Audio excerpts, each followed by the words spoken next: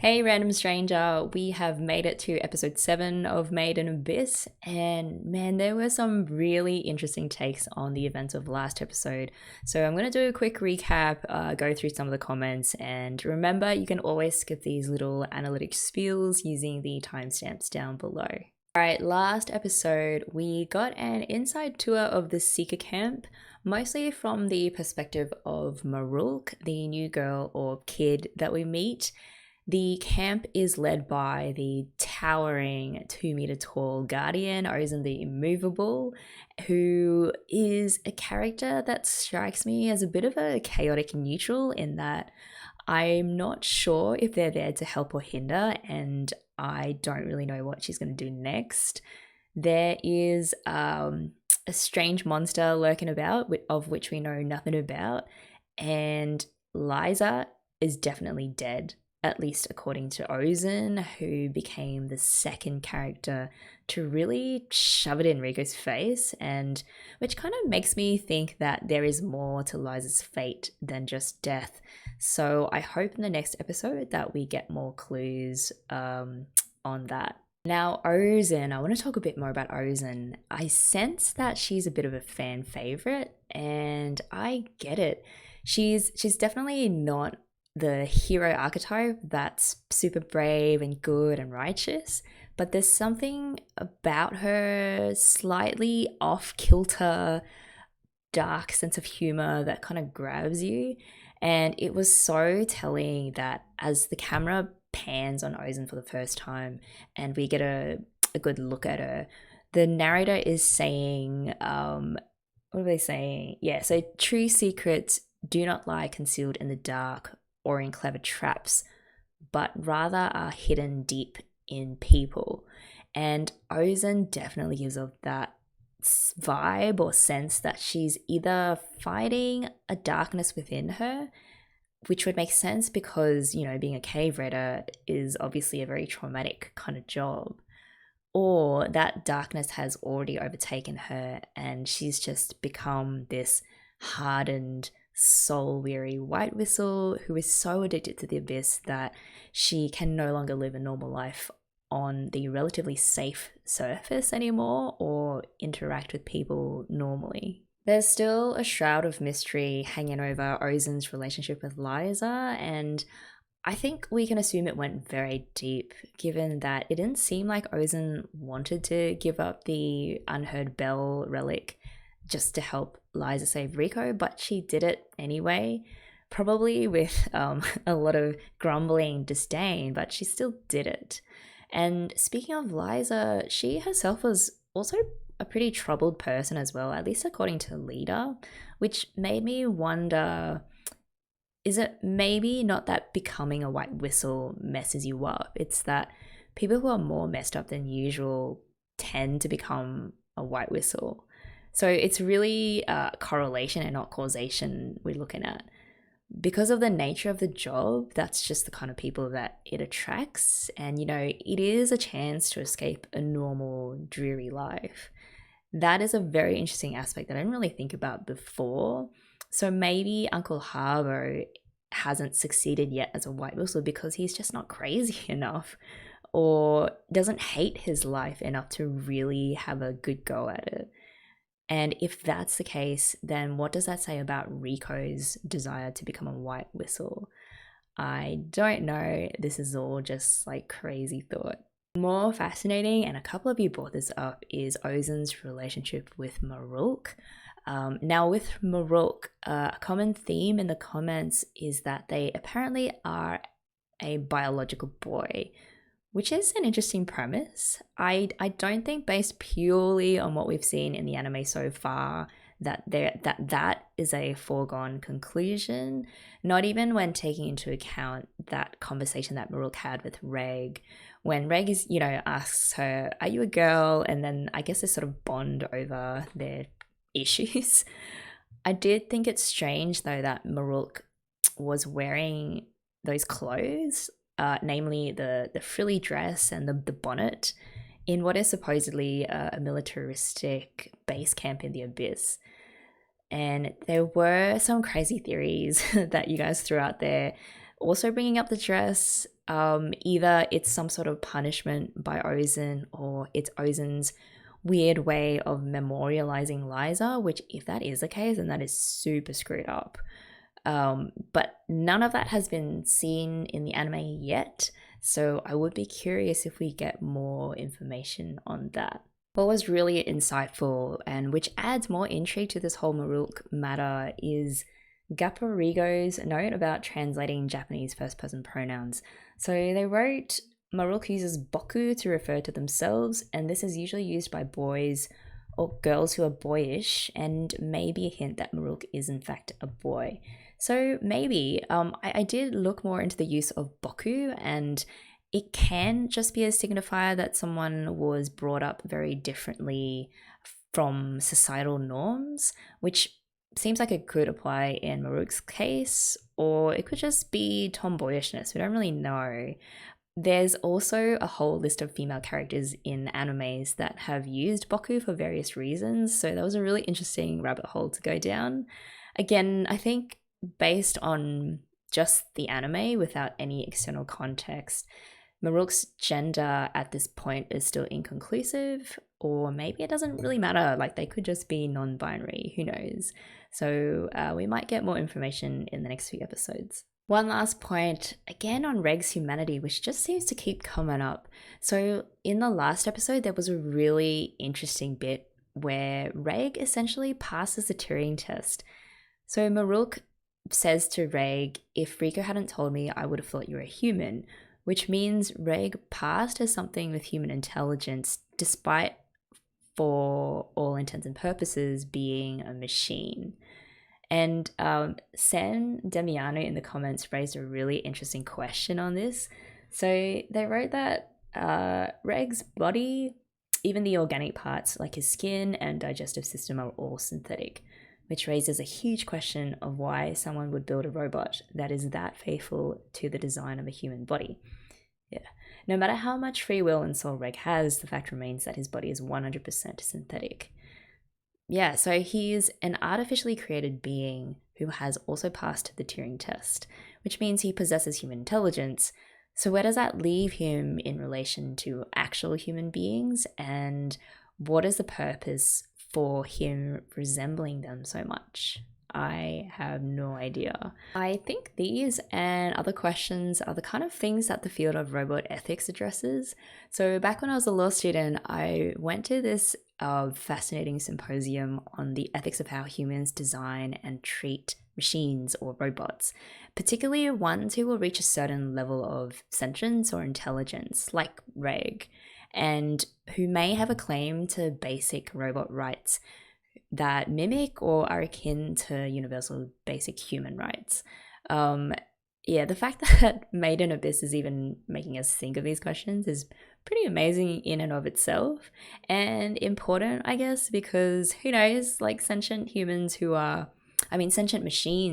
indistinguishable from humans could be living among us today. So many interesting questions, and the only way to really get answers is to watch more episodes. So if you guys are good to start episode 7, let's do this in 3, 2, 1, play.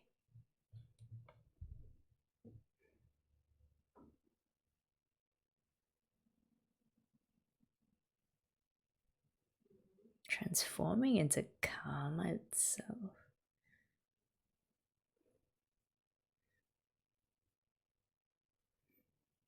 So they're saying basically someone like Ozen is pretty much inhuman at this point. And why did they parallel the monster with Ozen? That was interesting.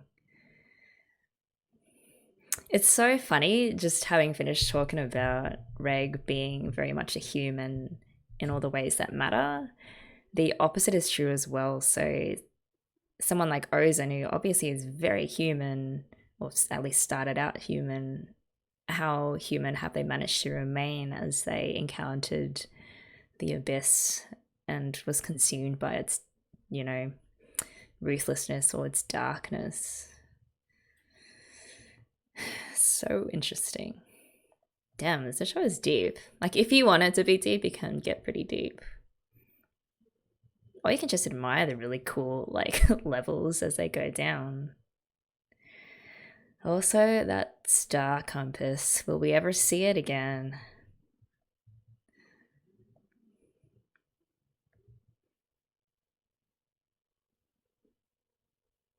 I love that like split-second shot of Liza, just the back and the cape flying and the hair flying in the wind.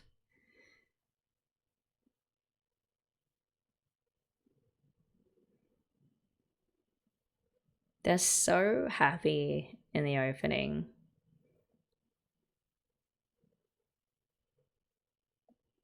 God, how long is that gonna last for? The unmovable sovereign. Is that... That's not Ozen, is it?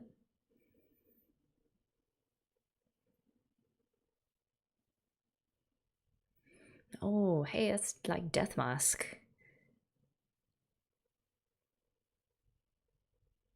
Or like the medieval like doctor masks.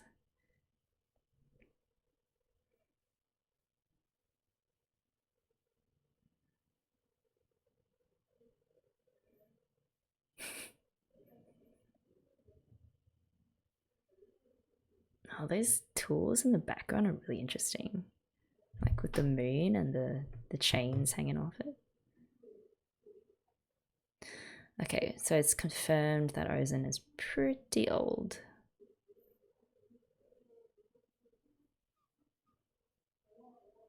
Okay, so maybe Eliza was Ozen's apprentice or something, which explains the relationship. Maybe the mentor surpassed the mentee. I mean, the mentee surpassed the mentor.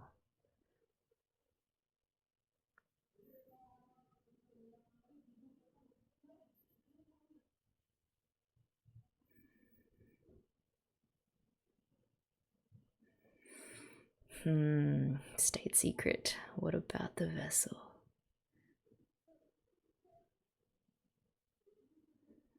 Protect her from what?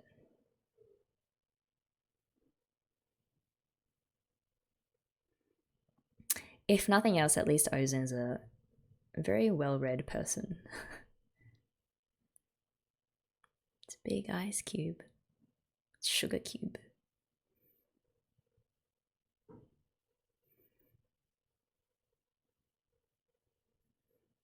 Of course it's not listed.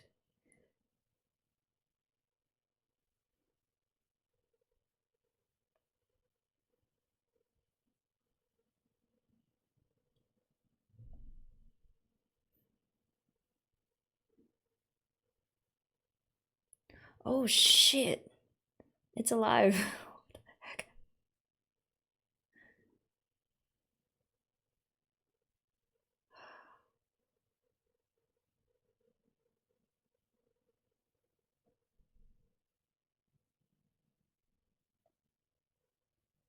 You know, because Rico did get impacted. Yeah.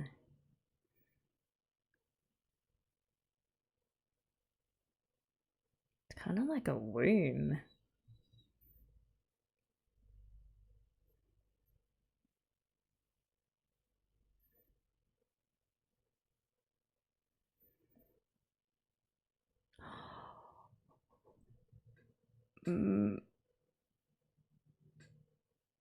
What, it resurrects things?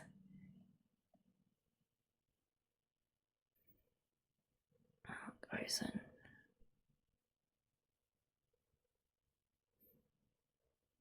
Oh shit.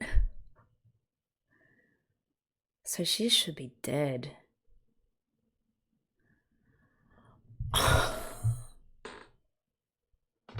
Oh my god. That is messed up. Is that why Rico's so gung-ho about the abyss? That's what she's suggesting.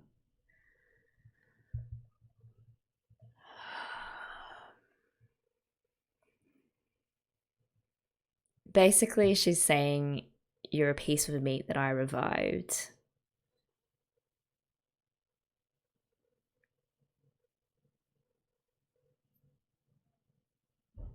She knows.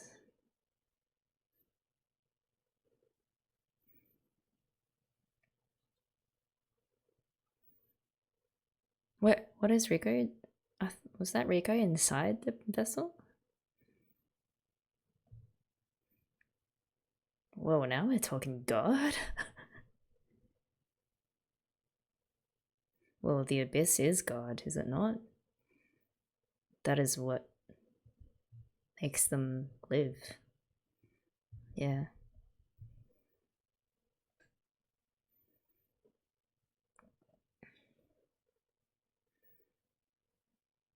I mean,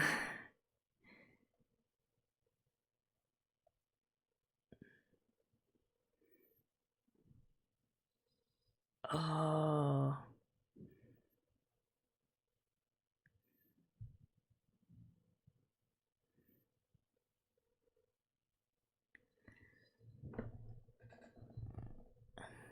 Okay.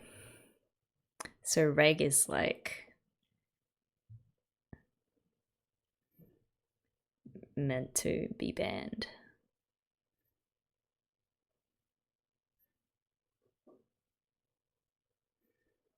Oh shit, oh shit.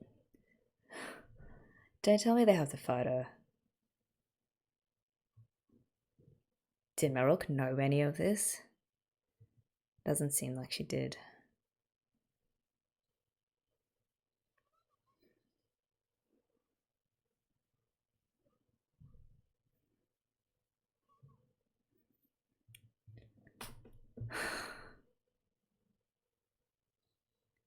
Okay, so yeah, that superhuman strength of her is gonna be a big barrier for Reg.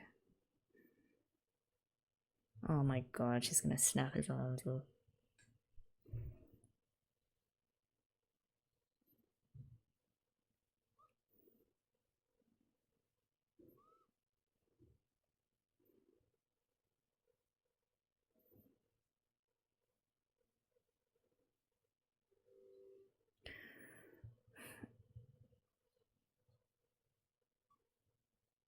He can still feel pain though, can he not?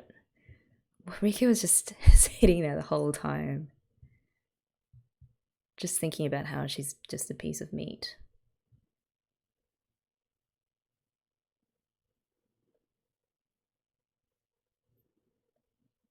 Oh, come on, he can still be broken. Yeah.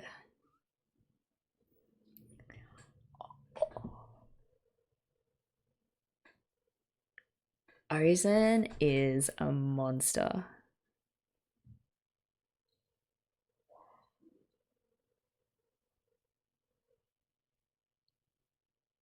Holy sh! What the? She's totally like. She is not human. Okay, here we got it. It's the face down between the robot that's a human, that's actually the real human, and the human that is actually turned into a machine.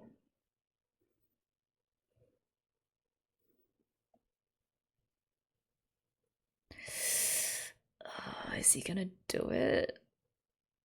Oh, I don't think you want to do that, Rogue.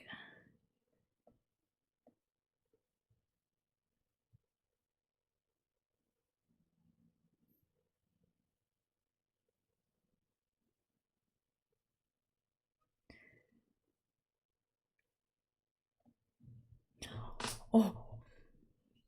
No, he can control it, right?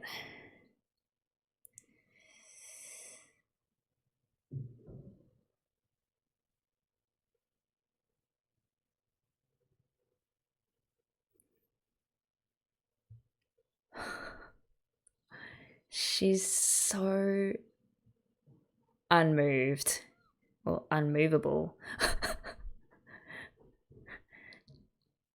Just observing, you know, what a relic can do with such clinical. Oh shit.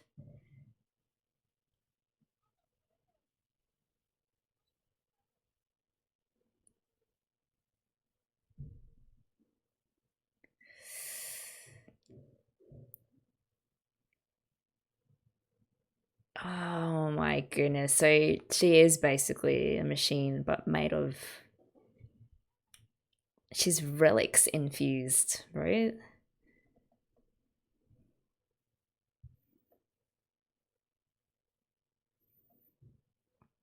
Probably gives her like unusual long life too.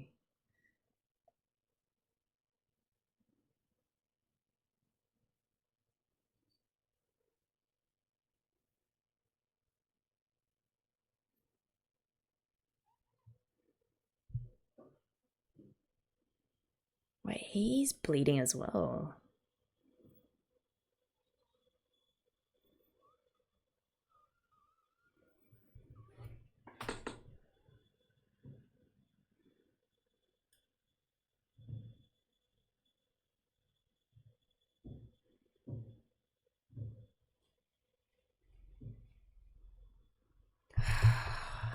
I hate her so much.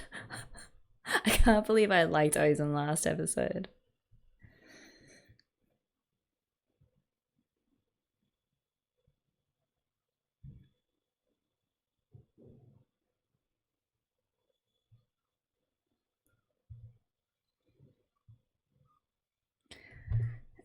He's gonna get revived by Rico's love. Oh,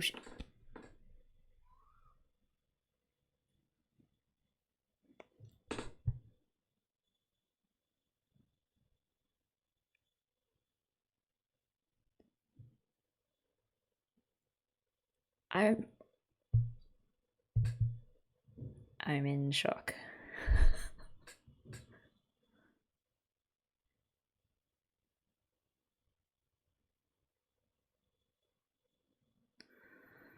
Oh no. Is she gonna sell him off?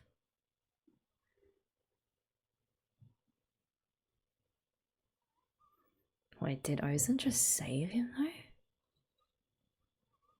Like put him back together?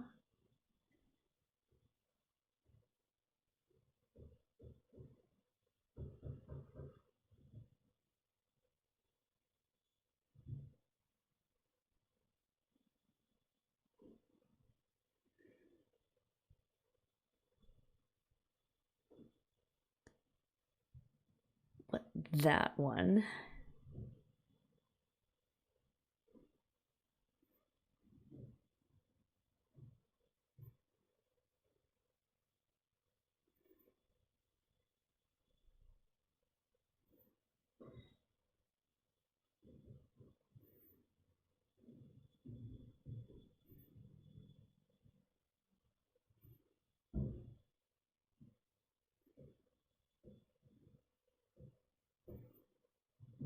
Well, it wasn't because he wasn't thinking, it was because you were threatening to kill them.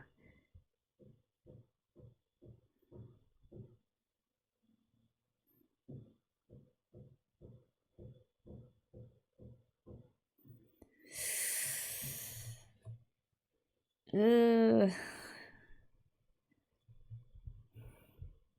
I mean, I know that's standard practice for this society. But the way she just said it just made it even worse.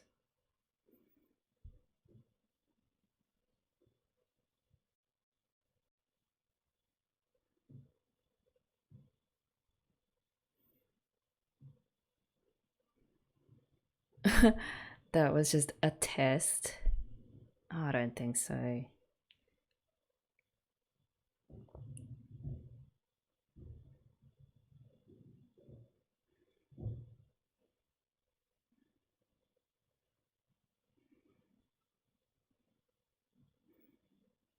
But that bit's probably true.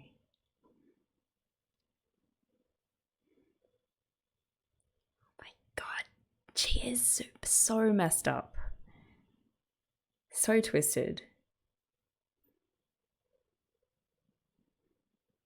Wait, so they're saying the creatures are sentient as well? Like they deceive.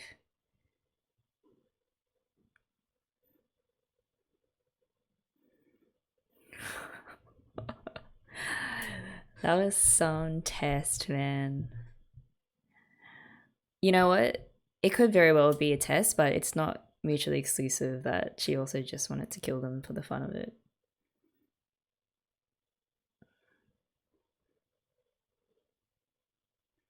Yeah, she's testing her skills and making them improve so they survive the bottom of the abyss.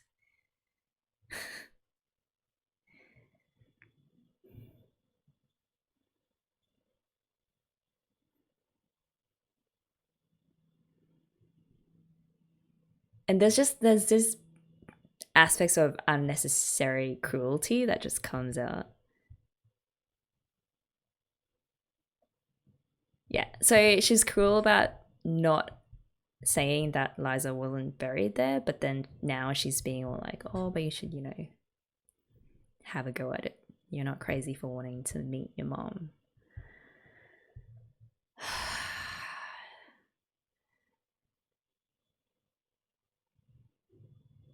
I wonder if Liza was the only one that really got to her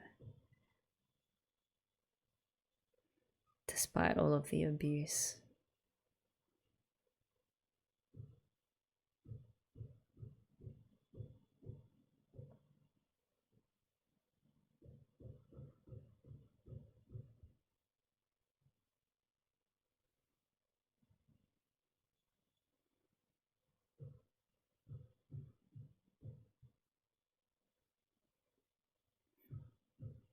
Oh man.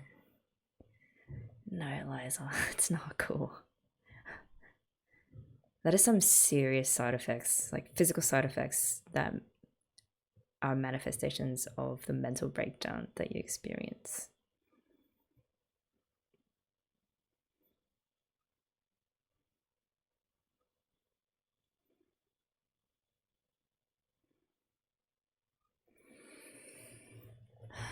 This music is so emotional. Look, I mean, abuse in any circumstance is wrong. Obviously, not in this society. I know, blah, blah, blah, blah, but still.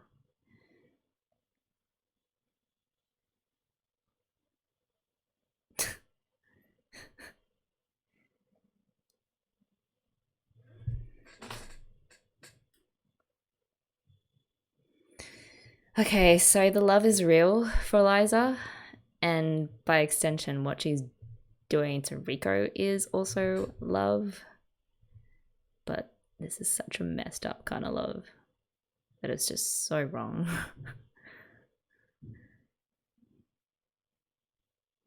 And everything's all fine. Because, the whole society is like this, and so like it's okay for K raiders to beat their apprentices because that is what it takes supposedly for them to survive, and so ultimately it's for their own good, but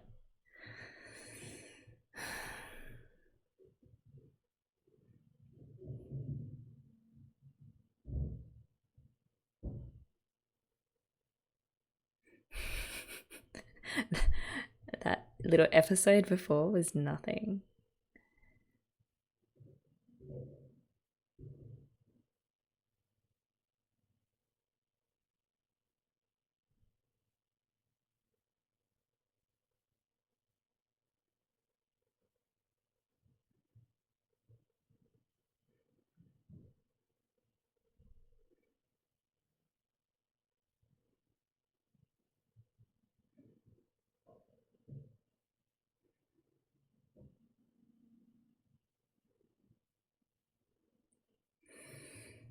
Oh man, survival camp.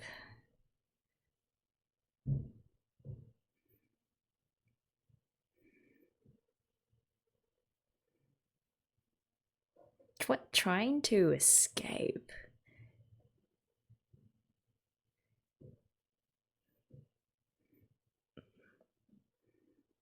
You can't use that. Well, I mean, oh.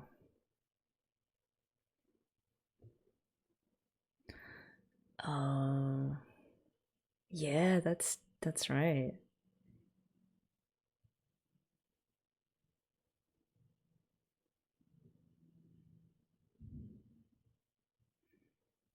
Just revisiting all those experiments that Rico probably did on him.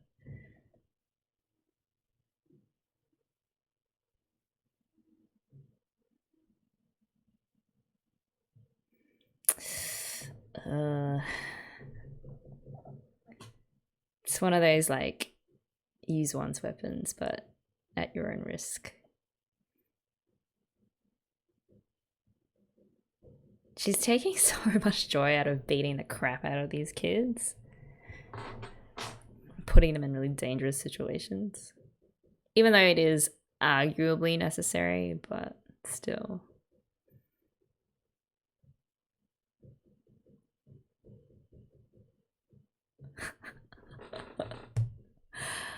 Oh, guys, I don't know. So many conflicting emotions about this episode. There's a lot of stuff that got revealed.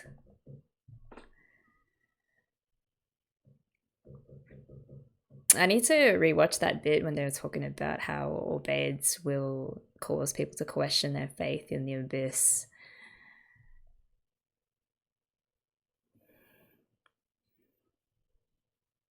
God, that beating up scene was just brutal to the both of them. Like, say what you will about Reg's body and Reg being 100%, you know, synthetically made, he's still capable of being broken and like terrified.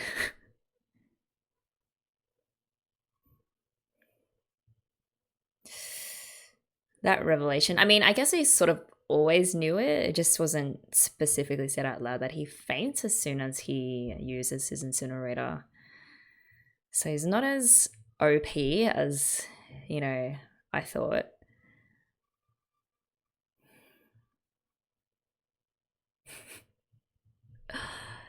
I don't know how many questions are answered.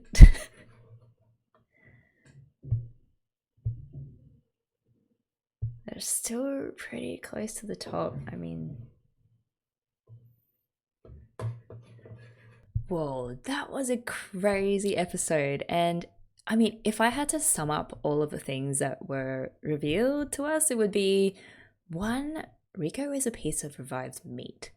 It's awful to put it like that, but if Ozen wasn't messing around and Rico was stillborn, but because of the curse repelling vessel was resurrected, and was in the process infused with this overpowering desire to get to the center of the abyss, that puts a whole different spin on why she's so motivated to put her life in the line to go down the abyss.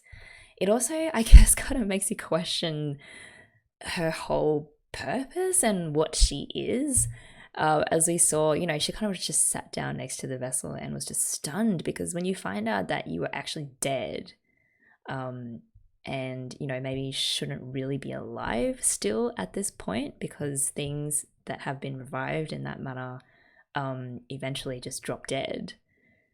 Yeah, man, that was a crazy reveal. At the very least, we found out that the horrifying monster was actually Ozen's dinner, and she, just for kicks, stuck it inside the vessel to see what would happen.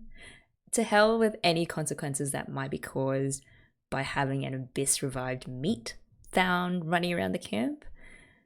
So the other thing, I mean, to sum up, Ozen is nuts. And when I say nuts, it's in the way that probably is accepted by the people of Orth, who are so inculcated with the idea that you pay whatever cost to be able to cave raid and bring back treasures from the abyss.